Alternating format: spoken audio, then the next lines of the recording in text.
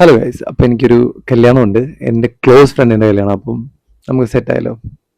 Hello guys, അപ്പോൾ ഇന്നത്തെ Sunday പരിപാടി ഒന്നുമില്ല, എൻ്റെ കൂട്ടുകാരൻ്റെ കല്യാണമാണ് കേട്ടോ. അങ്ങനെ കുറേ നാൾക്ക് ശേഷമാണ് നമ്മുടെ ഗ്യാങ്ങിലൊരു കല്യാണം വരുന്നത്. പണ്ട് പാടത്തും പറമ്പിലും കുളത്തിലൊക്കെ കുളിക്കാനൊക്കെ വന്നുകൊണ്ടിരുന്ന കൂട്ടുകാരൻ ഇപ്പോൾ ഒരു പെണ്ണ് കെട്ടാൻ പ്രായം എന്ന് പറയുന്നത് എനിക്ക് ഭയങ്കര എക്സൈറ്റ്മെൻ്റ് ആയിട്ടുള്ള ഒരു കാര്യമാണ് കേട്ടോ.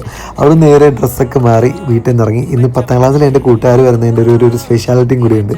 അപ്പോൾ അങ്ങനെ വണ്ടിയൊക്കെ എടുത്ത് നേരെ അവൻ്റെ കല്യാണ സ്ഥലത്തേക്കാണ്. ഒന്നുമില്ല, എല്ലാപ്പോഴും പോലെ തന്നെ ഇത്തവണയും കല്യാണം കഴിഞ്ഞിട്ടുണ്ടായിരുന്നു. അത് ഇന്നലത്തെ ഹാങ് ഓവറൊക്കെ കഴിഞ്ഞ് എത്തുമ്പോഴത്തേക്ക് സമയം എടുക്കുമല്ലോ. അങ്ങനെ അമ്പലത്തിൽ കയറി ഒന്ന് തൊഴുതിട്ട് നേരെ ഫ്രണ്ട്സിനെയൊക്കെ കണ്ടു.